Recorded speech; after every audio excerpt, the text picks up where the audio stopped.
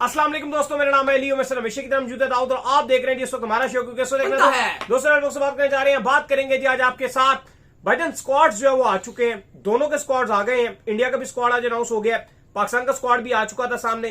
क्या होने जा रहा है आज बात करेंगे, आज करेंगे कंपैरिजन इन स्क्वाड्स के अंदर कि किसका स्क्वाड है ज्यादा तगड़ा और किसका स्क्वाड है माड़ा। इस सारी के ऊपर जो गुफ्तगू प्लेइंग 11 क्या बनेगी दोनों की, बिल्कुल पर्सन टू पर्सन जो है प्लेइंग 11 के ऊपर भी आएंगे। तो अगर आप हमारे चैनल पर पहली बार आए चैनल को अभी सब्सक्राइब करो, साथ के ना भूलिएगा। तो बात का खास करते हैं नमोन खबर के साथ जो हमारे पास आ रही है। तो भाईजान इंडिया ने आज जो अपना स्क्वाड अनाउंस कर दिया, बड़ा स्क्वाड जो इंडिया का मजबूत सामने आया। शुभमन गिल को जो है वो डाल दिया गया, अय्यर की बहुत बातें हो रही थी, अय्यर को नहीं लाया गया। स्पिनर्स भी इंडिया ने अपने पूरे कर लिए, पेसर भी इंडिया ने अपने पूरे कर लिए। लेकिन इस स्क्वाड के अंदर और जो पाकिस्तान का स्क्वाड है उसके अंदर एक चीज कॉमन है और वो है यंगस्टर्स। यंगस्टर्स की भरमार है, यंगस्टर्स में आग है और ये आग आपस में टकरेगी और शोला बनेगी। तो भाईजान क्या लगता है किसका स्क्वाड ज्यादा मजबूत है? इंडिया के पास मजबूत स्पिनर, पाकिस्तान के पास इनएक्सपीरियंस स्पिनर। इंडिया के पेसर थोड़े तगड़े, पाकिस्तान वाले पेसर भी कुछ ना कुछ कर जाते हैं। कप्तान किसका मजबूत है, क्या कहानी है? देखो इंडिया की जो बैटिंग है, स्पेशली ये जो यंगस्टर्स नजर आ रहे हैं, थोड़ी सी हमारे लिए वो थ्रेट रहेंगे। जैसे अभिषेक शर्मा है, संजू सैमसन है, तिलक वर्मा है। ये जो इनकी यंग टीम का जो एक बैटिंग और जिस स्टाइल से ये पिछले एक साल से खेल रहे हैं, स्पेशली अगर आप इनका स्ट्राइक रेट देखो, ये एक आपके लिए थ्रेट तो रहेंगे क्योंकि इनकी बैटिंग में और वो आईपीएल में खेल खेल कर इतने ज्यादा क्राउड के सामने खेल के, और जिस तरह सूर्य कुमार यादव का मैं एक इंटरव्यू सुन रहा था एक बैठे हुए, तो उन्होंने कहा कि मैंने अपने खिलाड़ियों को यह बात बोली है कि आप जो 30,000 लोग देखने के लिए आए हैं ना, बेशक आपकी विकेट्स गिर रही हैं, आपको उनको एंटरटेन करना है। तो ये जो उनका माइंडसेट है ना, ये थोड़ा सा हमारे लिए डेंजरस हो सकता है। तो उनका जो स्क्वाड है उसमें ये जो माइंडसेट है कि अटैक अटैक और अटैक, ये थोड़ा सा हमारे लिए आप कह लो कि एक परेशान कुन बात हो सकती है। लेकिन उसमें हमें एक अच्छी चीज भी मिल सकती है कि जब आप ज्यादा अटैक करते हो, जैसे अभिषेक शर्मा है, नंबर 1 बैट्समैन है T20 में, लेकिन जुए की जो कंडीशन है, मुझे लगता है कि वो 200 प्लस वाली विकेट नहीं होंगी, 220 वाली नहीं होंगी। वहां पर 170 175 आपके लिए होगा और वो आप फंसाओ भी सकते हो 175 बना के। वैसी कंडीशन में शुभमन गिल को तो शायद वो बहुत सूट करेंगे, लेकिन अगर अभिषेक शर्मा एकदम से 5वां गियर लगाएंगे, वो आउट भी जल्दी होंगे। तो ये थोड़ा सा मुझे लगता है कि हमारे लिए बेनिफिट भी हो सकता है। पाकिस्तान की तरफ जो ओपनर है वो साहिबजादा फरहान है और साइम अयूब है। तो साहिबजादा फरहान जो है उनको थोड़ा सा मसला ये जरूर रहेगा कि उनका इतना एक्सपीरियंस नहीं है अगेंस्ट इंडिया के खेलने का, और साइम अयूब भी जो इससे पहले इंडिया के अगेंस्ट उस तरह से उन्होंने मैचेस नहीं खेले हुए, तो उनका भी उस तरह से एक्सपीरियंस नहीं है। लेकिन साहिबजादा फरहान जो है उनकी फॉर्म बहुत अच्छी लगी हुई है, एशियन कंडीशन में वो अच्छा करना जानते हैं। बट शुभमन गिल कहीं ना कहीं साहिबजादा फरहान से ऊपर है। बट साइम अयूब मुझे लगता है ठीक, अभिषेक शर्मा बेशक स्टिल T20 के नंबर 1 बैट्समैन है, अच्छी शॉट्स मारते हैं, लेकिन मुझे लगता है कि साइम अयूब उनसे ऊपर है क्योंकि साइम अयूब इतनी जल्दी विकेट शायद ना दे। देखो अगर तो विकेट बहुत फ्लैट मिलता है या बहुत ही बैटिंग फ्रेंडली कंडीशन होती है, तो फिर हमें पता है कि जो अभिषेक शर्मा कर सकता है शायद वो दोनों टीमों में और कोई नहीं कर सकता, इसमें तो कोई शक नहीं है। लेकिन जैसे मैंने पहले मेंशन किया कि यूएई की विकेट थोड़ी स्लो विकेट होगी, थोड़ा स्पिन को फेवर होगा, उस लिहाज से अभिषेक का विकेट थोड़ा जल्दी भी मिल सकता है। साइम की ठीक है, कभी रन आ रहे हैं, आजकल रन नहीं आ रहे, बीच में आते हैं बीच में नहीं आते, लेकिन मुझे लगता है कि जो शुभमन गिल के आने से स्टेबिलिटी आ गई, क्योंकि आदित्य कारकर ने तो बोल दिया कि भाई शुभमन गिल ओपनिंग करेंगे, उनके साथ हम देखेंगे कौन ओपन करेगा। तो लग यही रहा कि संजू नहीं बल्कि अभिषेक शर्मा ही ओपन करेंगे। मुझे लग रहा है कि इंडिया के पास भी एक तरफ से अगर अटैकिंग ऑप्शन है तो शुभमन गिल थोड़ा सा एंकरिंग वाला रोल अदा करेंगे। पाकिस्तान की तरफ से ठीक है, साहिबजादा फरहान बिल्कुल नहीं है, लेकिन मुझे लगता है कि जो एक एज है साहिबजादा फरहान को, वो ये है कि इन विकेट्स पे जहां स्लो विकेट्स हैं, यूए की कंडीशन है, वहां पे वो बहुत अच्छा कर सकते हैं। और जो पाकिस्तान का ओपनिंग पेयर है वो यूएई की कंडीशन के हिसाब से आपको ठीक ठाक नजर आ रहा है। तो मुझे लगता है कि ओपनिंग में अभिषेक शर्मा बेशक इंडिया को थोड़ा सा एक एज देते हैं, लेकिन अगर वो नहीं चलते, अगर उनका दिन नहीं आता, अगर जल्दी उनकी विकेट मिलती है, वो तेज खेलने की कोशिश करते हैं, और अगर ऐसा नहीं होता, तेज वो नहीं खेल पाते, जल्दी आउट हो जाते हैं, मुझे लगता है कि चीजें बराबरी की तरफ जा सकती हैं। नहीं बिल्कुल आप सही कह रहे हैं कि चीजें फिर अगर उन्होंने उस तरह अगर वो कर दिया, विकेट ज्यादा फ्लैट नहीं मिलता। खैर जी, 1 डाउन की अगर दाऊद साहब बात कर ले, पाकिस्तान की तरफ से फखर जमान आएंगे, इंडिया की तरफ से शायद तिलक वर्मा या फिर संजू सैमसन। देखो इंडिया का ये कॉम्बिनेशन है, कभी हमको नहीं पता कि नंबर 3 पे क्या वो संजू के साथ जाते हैं। अगर क्योंकि आप देखो ओपनिंग में संजू नहीं है, अब अगर आप नंबर 3 पे देखो तो सूर्या ने अपना नंबर तिलक वर्मा को दिया था, फिर उसके बाद अगर आप देखो सूर्या आते हैं, और फिर पॉसिबल है कि अगर आप 5 पे संजू को लेकर जाते हो तो फिर तो आपके पास जितेश शर्मा भी है, जिनका आईपीएल भी बड़ा अच्छा गया, आप उनको नंबर 5 पे तो उनको भी खिला सकते हो। लेकिन अभी ऐसा लग रहा है कि संजू को खिलाया जाएगा। संजू की यूटिलिटी ओपनिंग में तो बहुत ज्यादा है। हाँ, राजस्थान में भी वो नंबर 3 पे खेलते रहे हैं, लेकिन अगर आप फखर जमान की बात करो, जो एक्सपीरियंस कैंडिडेट है, ठीक है अभी वो इंजरी से आ रहे हैं, लेकिन फखर जमान के पास वो एक्सपीरियंस है, वो बड़े मैच में खेल सकते हैं। फखर जमान के पास आपको सब कुछ मिल रहा है, जो एक आप कह सकते हो कि प्रेशर वाले मैच में, डेंजरस इंपॉर्टेंट मैच में जो करके दिखाए। मुझे लगता है कि फखर जमान संजू सैमसन से आपको ऊपर नजर आएंगे, स्पेशली ये देखते हुए कि फखर जमान है ओपनर, लेकिन वो नंबर 3 और 4 पे अगर आप उनके स्टैट्स देखते हो तो जो उनकी एवरेज है वो ज्यादा बेहतर नजर आ रही है 3 पे। तो फखर जमान भी आपको एक अच्छा ऑप्शन दे रहे हैं एज कंपैरिजन नंबर जो 3 है संजू। अगर वहां पर आते हैं, हाँ तिलक वर्मा अगर आते हैं नंबर 3 पे, फिर मैं कहूंगा कि चीजें बड़ी डिफरेंट हो सकती हैं। लेकिन अगर संजू ही नंबर 3 पे आते हैं, क्योंकि संजू का भी ये है ना, एक दिन चल गए तो सेंचुरी, अगले दिन नहीं चले तो कुछ भी नहीं। लेकिन फखर जमान के पास जो एक्सपीरियंस है, यूए की कंडीशन भी उनको सूट करती है। मुझे लगता है कि यहां पर फखर जमान आपको थोड़ा सा ऊपर नजर आ रहे हैं संजू सैमसन से। बिल्कुल। खैर जी, इसके बाद अगर आप बात करें तो पाकिस्तान की तरफ से मोहम्मद हारिस आएंगे और इंडिया की तरफ से जो सूर्य कुमार यादव जो नजर आएंगे, जो कि मुझे लगता है कि कंपैरिजन बनता ही नहीं है, क्योंकि मोहम्मद हारिस जो है बहुत पीछे है सूर्य कुमार यादव से, और सूर्य कुमार यादव जो है बहुत आगे है मोहम्मद हारिस से। देखो विदाउट एनी डाउट मिस्टर 360 इनको कहा जाता है, एबी डिविलियर्स के बाद कहा जाता है। और जो स्टाइल है, कप्तान भी हैं, नडर कप्तानी करते हैं, नडर बैटिंग खिला रहे हैं, नडर टी20 में क्रिकेट को सपोर्ट करते हैं। जैसे मैंने आपको शुरू में बोला, उन्होंने कहा जी कि ये टी20 क्रिकेट हम खेलने नहीं, बल्कि हम आवाम को, जो क्राउड देखने आया मैच, उसको एंटरटेन करना है। अगर एक कप्तान का ये माइंडसेट हो तो फिर आप देख लो कि बाकी प्लेयर का क्या माइंडसेट होगा। तो ऑब्वियसली यहां पर जो सूर्य कुमार यादव इंडिया के कप्तान है, वो मोहम्मद हारिस जो हमारे विकेट कीपर हैं, उनसे आपको काफी हद तक ऊपर नजर आ रहे हैं, क्योंकि हारिस की भी फॉर्म नहीं लगी हुई, नंबर समझ नहीं आ रहा, तो यहां पर सूर्य कुमार यादव आपको ऊपर नजर आ रहे हैं। बिल्कुल। अच्छा, इसके बाद अगर आप बात कर लें तो पाकिस्तान की तरफ से सलमान अली आगा आ जाएंगे, ठीक है। हाँ। और इंडिया की तरफ से कौन तिलक वर्मा का पॉसिबल चांस है। अब वही नजर आ रहा है कि आप उनको, तिलक को आप इधर चांस दोगे, तो जो मुझे लगता है वैसे कंपैरिजन ये बनता नहीं है, क्योंकि तिलक वर्मा जो एक हार्ड हिटर है और बेहतरीन शॉट जो है वो मारते हैं, और जो हमारे सलमान अली आगा है उनका रोल जरा एंकरिंग की तरफ। देखो अब वही बात है कि मुझे लगता है कि सलमान अली आगा का भी फिर वो नंबर बेस्ट 3 उनका नंबर है। अगर वो 3 पे खेलते हैं तो उनकी पूरी यूटिलिटी होती है, थोड़ा टाइम लेते हैं, फिर वो खेल सकते हैं, लंबा खेलते भी हैं। लेकिन अब वो नंबर 5 पे आते हैं तो आगा भी अपने पोटेंशियल पे नहीं खेल पाते। तो तिलक वर्मा ठीक है बहुत अच्छा करते हैं 3 पे, लेकिन स्टिल अगर 5 पे भी तिलक के साथ जाते हैं, वैसे तो ऑप्शन और भी है इनके पास। अगर आप देखो, अब क्योंकि बेंच पे रिंकू भी बैठे हुए हैं, बेंच पे आपके पास शिवम दुबे भी हैं, लेकिन मुझे लगता है कि तिलक के साथ जाएंगे, और मुझे लगता है कि तिलक यहां पे ऊपर नजर आ रहे हैं।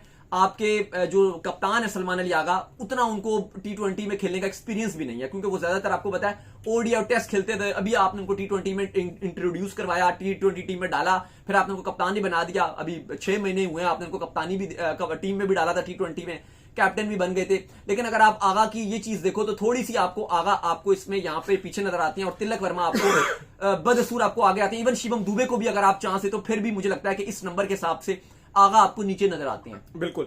अच्छा, इसके बाद अगर आप बात कर लें तो पाकिस्तान की तरफ से जो है नंबर 6 के ऊपर हसन नवाज आएंगे, और इंडिया की तरफ से जो हार्दिक पांड्या आएंगे।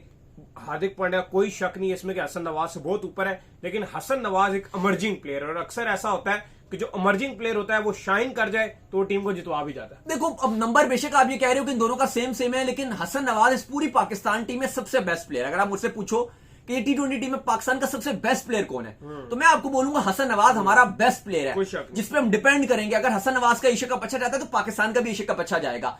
आपके कप्तान आगा भी कह रहे हैं कि अगर सुपर ओवर होता है तो मैं हसन नवाज को सुपर ओवर में भेजूंगा, अगर एक बॉल पे 6 भी चाहिए मैं उस पर रिलाय करूंगा। और जिस तरह से आपने उसको ओडीआई में चांस दिया, टी20 में चांस दिया, वो सीजनल परफॉर्मर है, और वही आपका इस टाइम बेस्ट प्लेयर है। सेंट्रल कॉन्ट्रैक्ट भी आज उसको मिला है, आपने उसको कैटेगरी में डाला है, आपने उसको पहली बार सेंट्रल कॉन्ट्रैक्ट भी दिया, 20 लाख रुपए वो कमाएंगे सेंट्रल कॉन्ट्रैक्ट से भी, सी कैटेगरी में आपने उनको डाला है। लेकिन यार अगर आप हार्दिक पांड्या की बात करते हो तो वो वर्ल्ड नंबर 1 ऑलराउंडर है।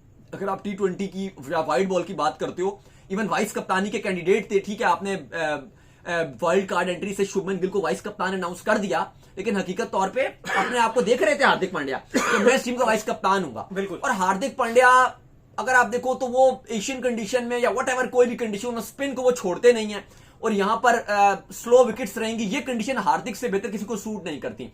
मुझे लगता है कि हसन नवाज का और हम ये जो कंपैरिजन करें थोड़ा सा, क्योंकि ऑलराउंडर से अगर आप करते हैं हार्दिक को तो ज्यादा बेहतर था, लेकिन चूंकि नंबर यही आ रहा है तो हसन नवाज भी हमारा बेस्ट प्लेयर है, लेकिन Hardik Pandya obviously world number 1 इस टाइम प्लेयर है। मुझसे अगर आप पर्सनली पाकिस्तान का फेवरेट पूछो, मैं अपना पसंदीदा आपको हसन नवाज बोलूंगा, लेकिन अगर आप देखो तो हार्दिक पांड्या वर्ल्ड नंबर 1 है, और इन दोनों का यही अप्रोच है टीम का कि नंबर इनका कोई नहीं है, जब टीम को जरूरत पड़ेगी इनको ऊपर किया जाएगा। हार्दिक के लेकिन साथ भी हार्दिक यही है। पांड्या थोड़े से जो है हसन नवाज से ऊपर ही रहेंगे क्योंकि उन्होंने बड़े बड़े मैचेस में बड़ा वो वर्ल्ड नंबर 1 है। मैंने वही बात की है ना कि हसन नवाज पाकिस्तान का बेस्ट प्लेयर है, लेकिन हार्दिक पांड्या दुनिया का नंबर 1 इस टाइम। अगर आप देखो वो आपको बॉलिंग में भी करके दिखा हर सकता जगह, हर है, जगह। वो बैटिंग में भी। लेकिन मैं ये समझता हूं कि हार्दिक पांड्या भी अभी काफी टाइम बाद आ रहे हैं, 4-5 महीने से तो उन्होंने भी क्रिकेट खेली नहीं है, वो कम बैक करेंगे, ये एक उनके लिए नेगेटिव पॉइंट जा सकता है।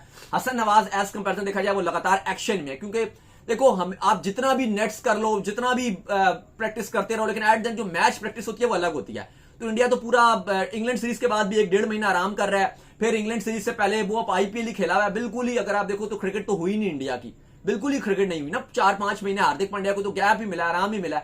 एज कंपेरिजन अगर आप पाकिस्तान के हसन नवाज की बात करो तो भी ट्राई नेशन सीरीज भी खेलनी है, 2 बांग्लादेश की सीरीज खेलनी है, एक वेस्ट इंडीज का टूर किया कंप्लीट, अमेरिका में T20 खेल ली, ओडीआई वेस्ट इंडीज में खेल लिए, तो उस लिहाज से उनको क्रिकेट ज्यादा मिली हुई है।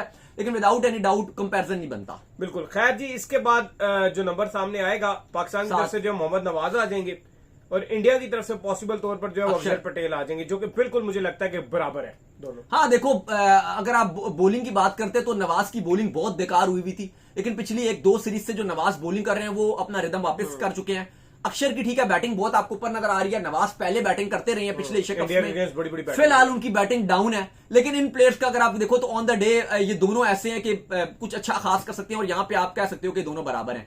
अब यहां पे मुझे लगता है कि इंडिया का इंडिया ने कमी रखी है वो वाशिंगटन सुंदर को स्क्वाड में रखना चाहिए था, क्योंकि देखो अब रिंकू है, शिवम दुबे है, जितेश शर्मा है, ये तीनों ऐसे हैं जो नंबर 5-6 पे खेल सकते हैं।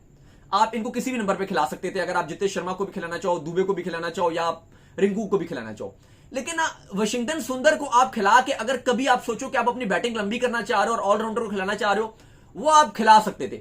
अब यहां से ना इंडिया ने अपने लिए एक दरवाजा बंद कर दिया, और वो दरवाजा ऐसे बंद किया कि अब इंडिया या तो इस सोच के साथ जाएगा, जो क्लियर सोच है, अटैकिंग सोच है, कि भाई 2 fast bowler, 2 spinner, proper 2 spinner, Kuldeep और वरुण, और 2 पेसर क्लियर कट खिला लो, वो तो चलो एक ठीक है माइंडसेट। लेकिन अगर इंडिया कहता है नहीं यार, मैंने तो अपनी बैटिंग को भी मजबूत करना है, मैंने तो अपनी बैटिंग भी चलानी है, बॉलिंग भी चलानी है। अब उस सूरत में इंडिया के पास एक वाशिंगटन सुंदर प्रॉपर बॉलर था, जो नया बॉल भी T20 में डालता है और टेस्ट में भी बॉल डालते रहे हैं, बड़ा एक्सपीरियंस कैंडिडेट था, मुझे लगता है वो बहुत यूटिलिटी देता। अब अगर आप अपनी बैटिंग लंबी करते हो ना, तो यहां पे आप शिवम दुबे को डालोगे, आप ये सोचोगे कि यार वो मीडियम पेस भी डाल देता है और बैटिंग तो आपको पता ही है वो कमाल करता है, और आप ये बोलोगे कि जी कि मैं 2 फास्ट बॉलर के साथ जा रहा हूं और 1 स्पिनर के साथ जा रहा हूं, यानी कि वरुण को मैं खिला देता हूं और 2 मैं फास्ट बॉलर खिला देता हूं, वो बुमराह और अर्शदीप चलो हो जाते हैं। या अगर आप एक ये सोच बताते हो कि चलो एक ये भी सोच पाई जा रही है कि 1 फास्ट बॉलर मैं खिलाता हूं, बुमराह और अर्शदीप में से मैं 1 को खिला देता हूं, चलो बुमराह को मैंने खिला दिया, 1 फास्ट बॉलर या अर्शदीप में से व्हाटएवर कोई भी 1 खिला लिया, 2 मैंने प्रॉपर स्पिनर खिला लिया, वरुण और कुलदीप, 1 मेरे पास हार्दिक पांड्या भी नया बॉल डाल लेता है, और शिवम दुबे भी मीडियम पेस डाल देते हैं, 7 उनके अक्षर भी हो जाएंगे। लेकिन इससे ना अब दुबे की बॉलिंग पे अब वो रिलायबिलिटी नहीं देता दुबे, वो 2 ओवर वाला बॉलर है, to be very honest. Shivam Dube medium pace डाल देंगे, ठीक है, डाल दी तो डाल दी, नहीं तो नहीं। एज कंपेरिजन अगर वाशिंगटन सुंदर होते, वो एक प्रॉपर एक बॉलिंग ऑप्शन दे सकते थे। तो अब ये भी बड़ा इंपॉर्टेंट चीज है, क्योंकि अगर आप अली साहब बॉलिंग की कंपेरिजन करते हो तो अब 4-4 स्लॉट्स पड़े हुए हैं दोनों के। अब अक्षर हो गया इंडिया का, हमारा आ गया नवाज, अब यहां पे 4-4 स्लॉट्स हैं, जिनमें एक तो कंफर्म्ड है कि आपने 1 स्पिनर उन्होंने खिलाना है और 1 स्पिनर आपने खिलाना है। पॉसिबल तौर पे आप एक सुफियान, अपना पहली चॉइस आपकी होगी, और उनकी जो पहली चॉइस होगी वो वरुण चक्रवर्ती होगी। T20 में ओडीआई होता तो कुलदीप पहली चॉइस होता, वो वरुण के साथ जाएंगे, अपने आप को वरुण ने प्रूव भी किया। अब 3 स्लॉट्स बाकी रह गए हैं। अब आप अगर देखते हो तो आपकी, अगर हम पहले पाकिस्तान का कंपैरिजन कर लें तो आपकी शायद एक ये सोच होगी कि फहीम के साथ हम जाएं, फहीम नहीं तो वसीम जूनियर के साथ जाएं और 2 पेसर आप खिलाओगे, यही है ना। आपके 2 फास्ट बॉलर होंगे, शाहीन और हारिस रऊफ आपकी पहली चॉइस है। बेंच पे तो आपने 17 रुकनी स्क्वाड अपना बनाया हुआ है, लेकिन उनमें से 2 तो ऐसे खिलाड़ी हैं जिनकी जरूरत आपको नहीं पड़ेगी। अच्छा चलो इसमें हम जाते हैं। अभी दाऊद साहब देखो, आगे उनके पास 2 स्पिनर है, पाकिस्तान के पास भी 2 स्पिनर है, ठीक है। उनके पास जो स्पिनर है वो कुलदीप यादव है एक, ठीक है, सेकंड वरुण चक्रवर्ती है। पाकिस्तान के पास जो 2 स्पिनर बचते हैं, एक इब्रार है और एक सुफियान मुकीम है, जो कि मुझे लगता है कि पाकिस्तान के पास एक्सपीरियंस की कमी है, और उनके पास एक्सपीरियंस जो है कूट के भरा हुआ है। स्पेशली दुबई के एक्सपीरियंस की बात कर लो तो वो भी बहुत हाई है। चैंपियन ट्रॉफी की बात कर लो जिसमें वरुण चक्रवर्ती ने वहां पर बॉलिंग की, कुलदीप यादव ने भी वहां पर बड़ी बेहतरीन किस्म की बॉलिंग की।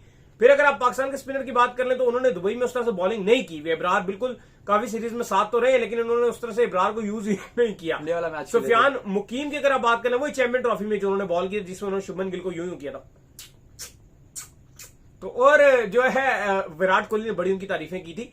तो यहां पर थोड़ा सा एक्सपीरियंस कम जरूर है, लेकिन इंडिया का पल्ला यहाँ पे भारी है भाई। बाद में उन्होंने सॉरी भी किया था इब्रार ने, और वैसे मुझे नहीं लगता उनको सॉरी करना चाहिए था। किस चीज का सॉरी? ये उनकी सेलिब्रेशन है, वो कर सकते थे, लेकिन फिर भी उन्होंने कहा कि अगर इंडियन फैंस मेरी सेलिब्रेशन से हर्ट हुए हैं, मैं उनसे माफी मांगता हूं। मुझे नहीं लगता कि खैर उनको सॉरी बोलना चाहिए था, हर किसी की अपनी एक सेलिब्रेशन है, खुल के करो। इंडिया में भी कुछ सेलिब्रेशन करके जो है वो ऐसे ऐसे अग्रेसिव हो जाते हैं, पाकिस्तान के भी शाहीन जिस तरह अग्रेसिव हो जाते हैं, रऊफ हो जाते हैं, किसी ने माफी आज तक नहीं मांगी। लेकिन उनका ये चलो बड़ापन था कि उन्होंने कहा कि अगर फिर भी कोई हर्ट हुआ तो मैं उससे माफी मांगता हूं। लेकिन देखो जो इंडिया का स्पिन है, इस बात में कोई शक नहीं है कि इंडिया का स्पिन जो है वो बहुत आपको स्ट्रांग नजर आ रहा है, विदाउट एनी डाउट। जो कुलदीप आपको देते हैं, जो वरुण चक्रवर्ती आपको ऑप्शन देते हैं, वो ना इब्रार के अंदर वो चीज है ना सुफियान में। हाँ, दोनों के अंदर पोटेंशियल जरूर है, दोनों टैलेंटेड खिलाड़ी हैं, दोनों एक ऐसे यंगस्टर्स हैं पाकिस्तान के जिनको मुझे लगता है कि ज्यादा चांस देना चाहिए था, ज्यादा उनको पुश देना चाहिए था। लेकिन आई थिंक किसी भी दिन अगर आपके पास दो ऑप्शन हो, वरुण और कुलदीप, हर दिन आई थिंक वो आपके दोनों जो इनएक्सपीरियंस स्पिनर्स हैं इनसे बहुत ऊपर नजर आते हैं। बिल्कुल। इसके बाद जो दो पेसर हैं जी पाकिस्तान के पास, जो पाकिस्तान खिलाएगा, एक का नाम है शाहीन, एक का नाम है हारिस रऊफ। और इंडिया के पास जो दो पेसर मौजूद हैं, एक जसप्रीत बुमराह खेलेंगे और एक अर्शदीप सिंह खेलेंगे। इन दोनों में कौन ऊपर है जी? यार देखो, ये सीधी सी बात है कि नाम तो हमारे पास भी बहुत बड़े हैं। शाहीन एक नाम चलता है, शाहीन, शाह अफरीदी, एक स्पेलिंग में बड़ा नाम है, स्पेलिंग में बड़ा नाम है। एक रऊफ है, हारिस रऊफ, उसकी हाइट बनती है जी, स्पीड स्टार है, पेस है। लेकिन अब रियलिटी यही है कि ये पिछले 6 सालों में जब भी डेथ ओवर में मैचेस में आए हैं, इन्होंने बिल्कुल मार खाई और कुट खाई। और शाहीन का भी, मैं और अभी ऑफ द कैमरा भी बात कर रहे थे कि शाहीन का तो बड़ा आसान सा काम हो गया। अगर तो अब शाहीन पे अटैक करने लग जाओ तो शाहीन फारेगा। अब शुभमन गिल निकल निकल के उसको मारने लग जाते हैं तो शाहीन का सीधा सा फॉर्मूला है। वांडर डूसन ने भी यही किया था, बता दिया कि भाई थोड़ा सा आगे निकलो और शाहीन को अगर अटैक करना शुरू हो जाओ, खत्म हो जाए, फिर शाहीन को आप 5 चौके एक ओवर में मार सकते हो। और वही चीज रऊफ की भी है, रऊफ पे भी अगर आप अटैक शुरू कर दो तो फारिग हो जाता है। असल में शाहीन एक ही लेंथ पे तो बॉल करते हैं शुरू में। लेकिन बुमराह और अर्शदीप की ये बात है कि वो आपको नए बॉल से भी दोनों कमाल करके दे सकते हैं, डिफरेंट बॉलिंग करते हैं, डेथ ओवर में भी कमाल कर सकते हैं। फास्ट बॉलिंग इंडिया की स्ट्रांग नजर आ रही है, ये शायद पहली बार ऐसा बोल रहे हैं। नहीं, स्पिन तो हम कह चुके ना, तो कंपैरिजन नहीं बनता। स्पिन में तो वर्ल्ड नंबर 1 इंडिया की रहती है। वो तो इंडिया के स्पिन में मैं आपको बोलूं, बिश्नोई बेंच पे बैठा, बिश्नोई स्क्वाड में ही नहीं है, मतलब यूजी चहल स्क्वाड में ही नहीं है, उनके तो वाशिंगटन सुंदर स्क्वाड में नहीं है। मतलब मैं कहता हूं दुनिया की कोई भी टीम हो ना, अगर आप बनाओ वाशिंगटन सुंदर, यूजी चहल और बिश्नोई, मुझे नहीं लगता कि वो बाहर बैठेंगे स्क्वाड में ना हो, और ये इंडिया के स्क्वाड में ही नहीं है। तो आप खुद देख लो उनका स्पिन कितना ज्यादा स्ट्रांग है। इतने बड़े बड़े नाम अभी जो बेंच में बैठे हैं, अगर आप उनका एक स्क्वाड बनाओ तो पूरी टीम आप बना सकते हो। तो खैर ये जो फास्ट बॉलिंग है वो इंडिया की आपको स्ट्रांग नजर आ रही है, हमारी फास्ट बॉलिंग आपको यकीनन तौर पर कमजोर नजर आ रही है। लेकिन अब ये देखना है आखिरी जो चीज है वो ये कि आखिरी जो 4 की पिक है वो क्या दोनों बनाती हैं। 1 मिनट में इंडिया की बात करूंगा और फिर मैं पाकिस्तान की बात करूंगा। इंडिया अगर तो इस अप्रोच से के साथ गया ना कि यार 2 फास्ट बॉलर खिलाऊंगा मैं, अर्शदीप और बुमराह, और 2 में प्रॉपर स्पिनर खिलाऊंगा, भाड़ में गई मेरी बैटिंग। अगर एक इतने नहीं कर रहे तो एक और भी नहीं करेगा। मैं दुबे को नहीं खिला रहा, मैं खिलाऊंगा वरुण, कुलदीप, और मैं खिलाऊंगा अर्शदीप और बुमराह। 4 मेरे फ्रंट लाइन, आप 2 फ्रंट लाइन पेसर हो गए और 2 मेरे पास प्रॉपर स्पिनर हो गए जो वैरायटी देते हैं। 4 ये डेंजरस, एक अक्षर पटेल जो मिडल ओवर में आके परेशान करेगा 5, और एक हार्दिक पांड्या बोनस।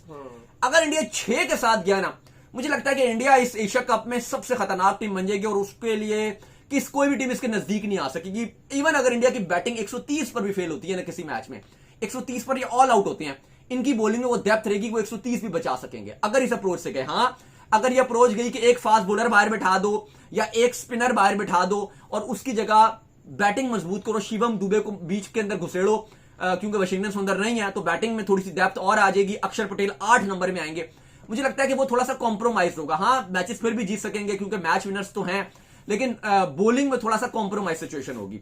अब अगर आप पाकिस्तान की बात करो, पाकिस्तान का भी यही है।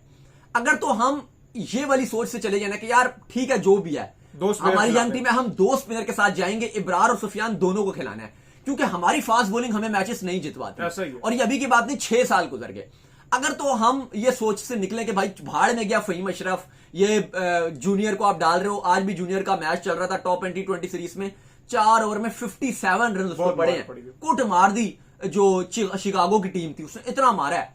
तो अगर आप फहीम की रिप्लेसमेंट में भी ले रहे हो तो जूनियर वो भी मार खा रहा है। हाँ, मैं समझता हूं कि अगर आप 2 स्पिनर हर हाल में खिलाओ, अगर आपको एक जूनियर खिलाना ही है तो आप फिर एक पेसर ड्रॉप करो, जो आप करोगे नहीं। मुझे लगता है कि शाहीन और रऊफ, शाहीन भी बैटिंग कर लेते हैं, आपको वो डेप्थ देती है बैटिंग में, शाहीन और रऊफ, और 2 आप प्रॉपर स्पिनर खिलाओ तो आपका भी कॉम्बिनेशन अच्छा बनेगा। अगर आप वो फहीम के साथ या जूनियर के साथ, एक स्पिनर के साथ आपने कॉम्प्रोमाइज किया तो आपकी बॉलिंग बहुत कमजोर मुझे नजर आएगी। आपकी बैटिंग शायद फिर भी मजबूत हो जाए, लेकिन आपकी जो बॉलिंग है वो आपने 170 भी बोर्ड में लगा दी, 180 भी लगा दिया तो आपकी बॉलिंग के अंदर कैपेबिलिटीज हैं कि वो उसको चेस करवा देगी। तो चलिए उम्मीद करते हैं आज हमारा शो आपका पसंद आया। वीडियो को लाइक कीजिए, हमारे चैनल को सब्सक्राइब कीजिए, साथ में बेल आइकन को बजाइए। एक और काम कर लीजिए, वे कर लीजिए, हमारे फेस पेज को फॉलो कीजिए, लिंक डिस्क्रिप्शन में। नेक्स्ट वीडियो में अल्लाह ख्याल हाफिज, रखिएगा, बाय बाय, सी यू।